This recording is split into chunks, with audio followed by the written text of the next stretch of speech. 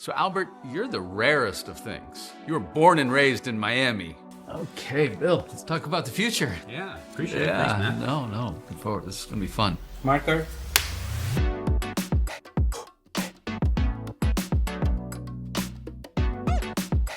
Today, I sat down with Bill and Albert to talk about the future of transportation in Miami. How we get around is a critical question about our future. How will mobility evolve over the next 2 decades? It's really going to be shaped by the growth, the density, and also choices. We're going to see more people moving more frequently, and how they move and when they move are really going to drive how we shape transportation. And because of that, demand is not going to be met by one solution alone. We're sort of going from a handful of ways to many, many more ways of getting around. Talk about what some of those things are. I would say in practice, this layered system is really about choice and connection. For mass transit and mass movement, we'll use rail, we'll use bus rapid transit, and then other technologies as they continue to evolve over the years and heading to 2050. I think the big kind of untapped potential is on the marine side. There's plenty of options for water taxi. We do see some of that water taxi action now. There could be a bigger, use of ferries. Most likely it'll probably be an autonomous ferry, and that ferry can move you, south into the Keys or north, into Broward County or east into the beach. So I think those are the different options that folks are going to be seeing here, probably sooner rather than later. It's really all about a pod. If you could be comfortable in a pod, how you move that pod around and what platform you use, whether it's water or aerial or on the ground, and then integrate that into the overall network. As we move forward, we're going to continue to see more and more use of what we call the right-of-way onto that second and third level of where you're going to have vehicles either flying around in a certain space, or you're going to see vehicles like gondolas.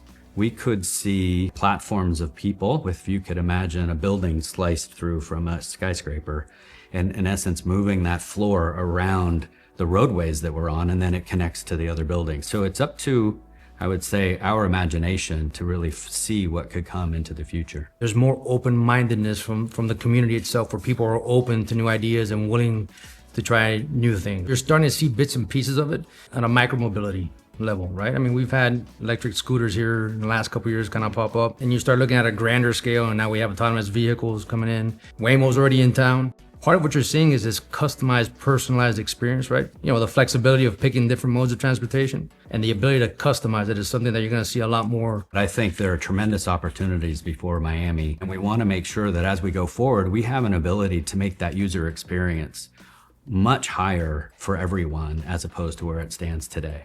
Why is integration across these modes critically important? It's really mandatory. So as you know, there's extreme weather events. Those can disrupt the system overall, but also modes could go down completely. We need to have other modes that step in, and this is where the variety of modes comes into play, so that they can pick up that demand and allow for that redundancy to make sure that we can help get the folks all around Miami to the places that they're going to.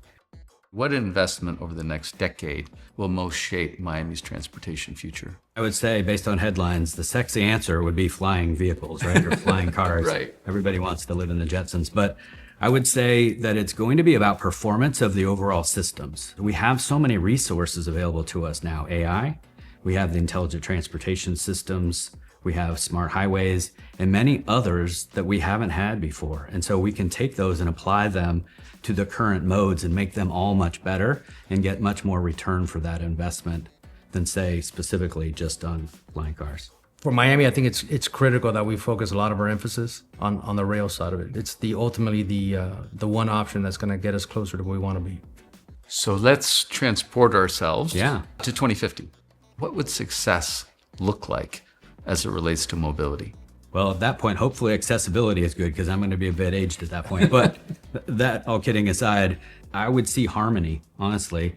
I think the less we see transportation in a way, the more successful it is. We want it to really blend into the overall built environment. But I think you're going to see a lot of different aspects of mobility kind of in sync with each other. At the end of the day, the intent is to always, make the living experience and the mobility experience a lot better than what it currently is, right? We want to be moving forward, not kind of stay stagnant and stay complacent. What allows us or will help us get there is how we power it. Clean fuel.